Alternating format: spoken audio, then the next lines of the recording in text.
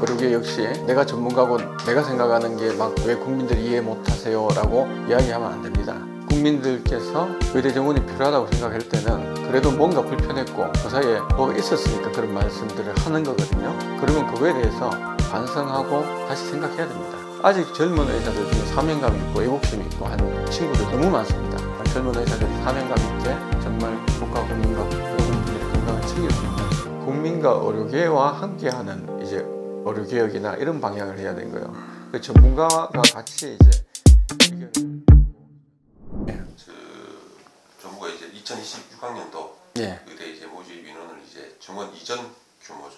예. 3,058명으로 이제 확정했는데 의료계에서는 뭐 지금 그 부분에서 환영하는 거를 이제 말씀하셨고 사실 좀 중요한 부분입니다. 왜냐 그러면 가장 이제 필수적으로 먼저 선결되어야 되는 그 중에 하나가 의대생들이나 전공의가 들어올 수 있는 명분이 있어야 된다라는 말씀들을 계속 드렸는데 그 중에 하나는 이제 교육 가능한 숫자가 되어야 된다. 근데 지금 아시다시피 갑자기 2025년에 1,509명이라고 많은 숫자가 지금 정원이 되어 버렸지 않습니까? 그럼 현재 이제 교육 가능하지 않은 숫자가 되어 버렸어요. 결국은 왜냐 그러면 한꺼번에 다 공부를 할 수가 없고 유급이 되거나 뭐 이럴 가능성이 좀 있기 때문에 3,058명을 조기에 결정을 해야 되고 그래야지 입시를 준비하는 많은 학부모나 학생들도 준비하는데 흔들림이 없이 또 할 수가 있습니다.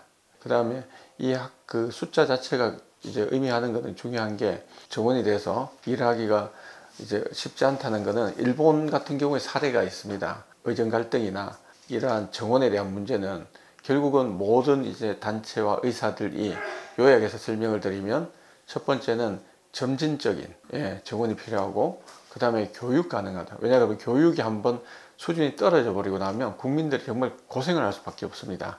그래서 그게 가장 중요한 거였고요. 그래서 지금도 이제 가능한 정원을 해야지만 국민들도 그걸 이해할 수 있고 한국의 최고 의료 수준도 이제 유지가 될 수 있다. 이게 해외 의료진들이 지금까지 얘기하고 있는 겁니다.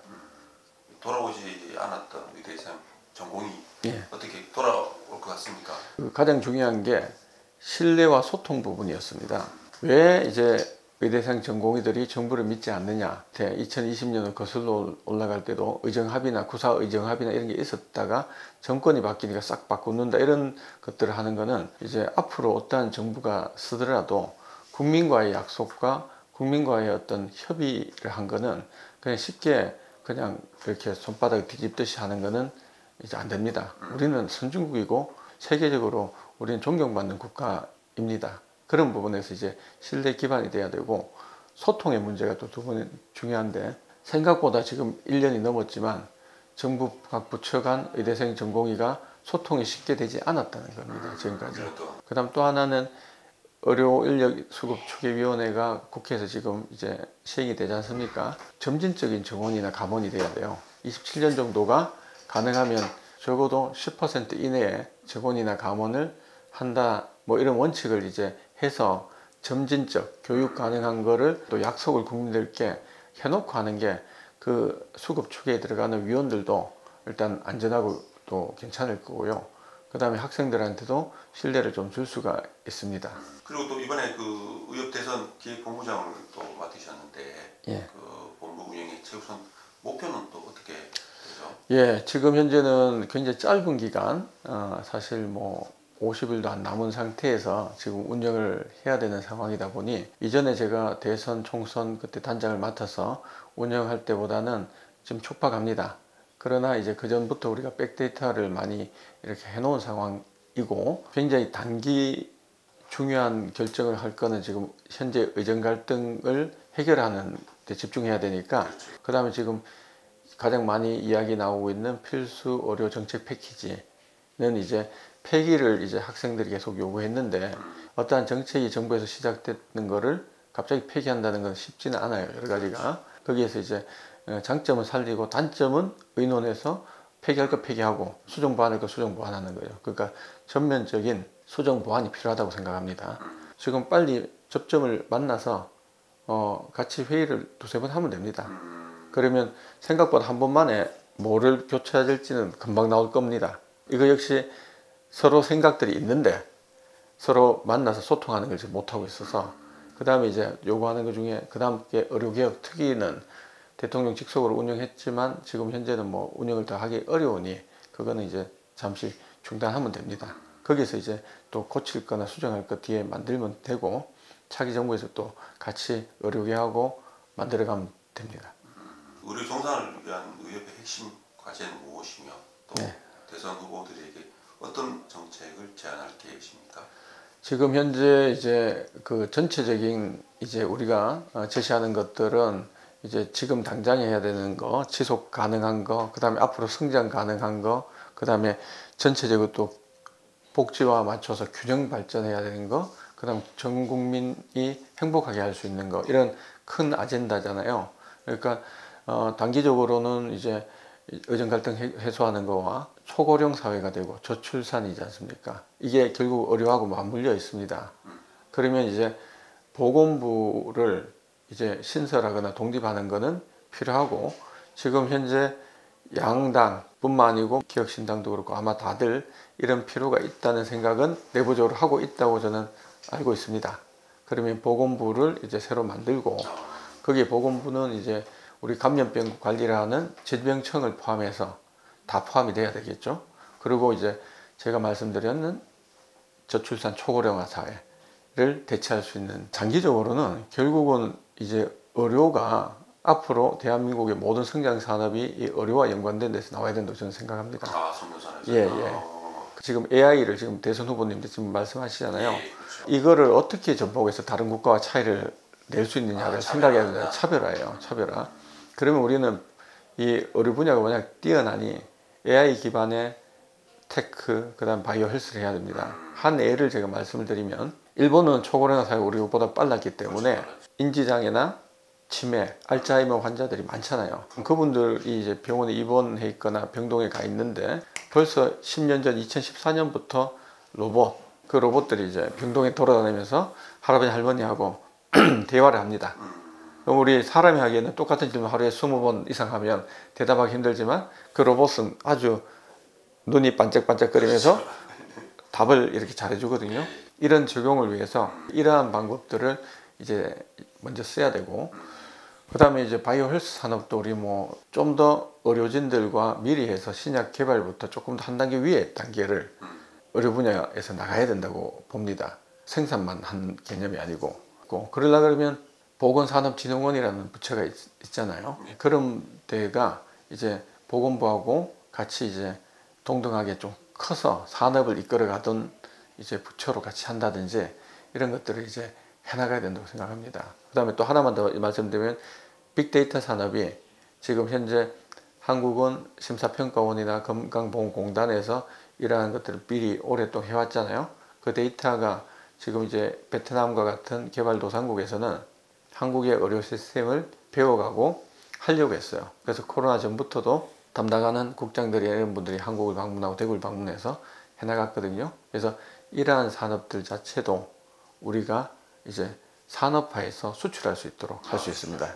예, 가능합니다. 이거는. 우리가 가장 우려하는 현안은 무엇이고 이를 어떻게 해결하실 계획이신가요?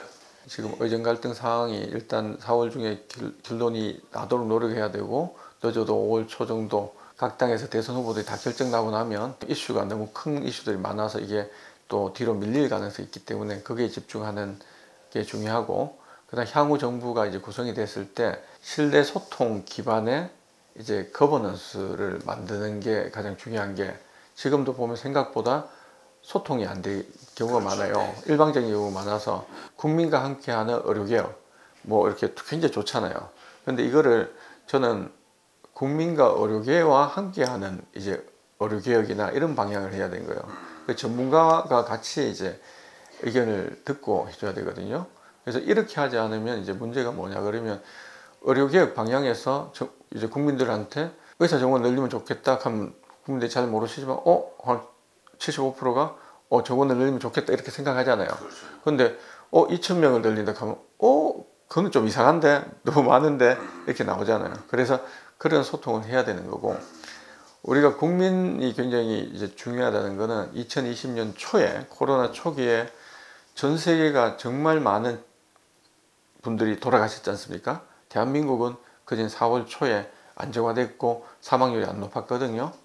그거는 이제 왜냐 그러면 그때 소통이 국민들한테 호소가 잘 됐고 의료의 의견을 그래도 좀 받아들이는 거고, 그래서 실내 소통을 한 상태에서 거버넌스 구조, 아까 보면 의료인력 수급 추계나 그다음 이런 것들 독립성을 갖추도록 하고 의평원 독립성 이런 것들도 다 거기에 이제 실내 기반에서 거버넌스를 만드는 겁니다.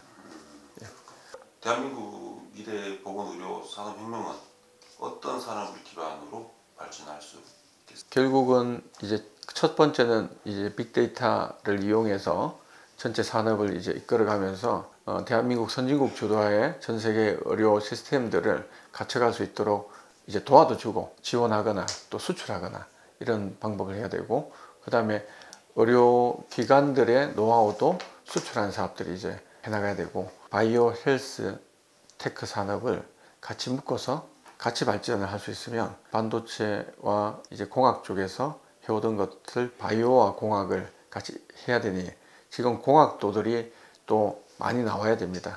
때문에 이제 코로나19 초기에 이제 가장 큰 피해를 이제 예. 본 지역 중에 하나였는데 향후 뭐 대비 방안을 따로 감염병 대응을 대구는 지금 계속 하고 있습니다. 저희가 걱정하는 거는 2009년 신종플루, 2015년 메르스, 그 다음에 2019년, 20년에 코로나19면 시기적으로 이제 올해 말 정도가 이제 새로운 이제 조류 독감부터 여러 가지 감염병이 또 유행할 수 있는 면역학적인 어떤 반응에 이제 우리가 보고 있는 상황이에요. 만약에 조류 독감에서 변형이 올 때는 치명률이 좀 높을 수가 있기 때문에 그래서 이제 걱정을 많이 합니다. 메르스 때가 치명률이 좀 높았거든요. 그 부분에 대한 대비는 대구에서 지금 계속 하고 있습니다. 원래 뭐 계획 중인 외부 활동에 대해서 설명 부탁드립니다. 저희들 사회공헌재단을 설립을 해서 원래 해외 의료봉사부터 국내 의료봉사, 적십자와 함께하는 뭐 든든 도시락부터 이제 건강보험공단과 사랑의 연탄 나눔 뭐 많은 것들을 좀 하고 있는데 그걸 좀 더 강화하고 저희들 이제 6월 4일날 이제 장애인 돕기 자선음악회를 하면서 이제 장애인 돕는 기금을 또 많이 확보하고 아마 의정 갈등이 지금 해결되면 올 하반기에 지금 캄보디아하고 그 다음에 지금 몽골이나 이런 쪽에 지금 요청이 와서 해외 의료 봉사를 다시 가려고 준비하고 있습니다. 의협의 투쟁이나 정책 제안이 이제 국민적 지지를 얻기 위해서는 어떤 전략적 접근이 좀 필요하다고 보십니까? 똑같습니다. 정부가 국민한테 설득 설명하듯이 의료계 역시 내가 전문가고 내가 생각하는 게 맞고 우리가 생각하는 게 맞고 우리께 맞는데 왜 국민들이 이해 못하세요? 라고 이야기하면 안 됩니다.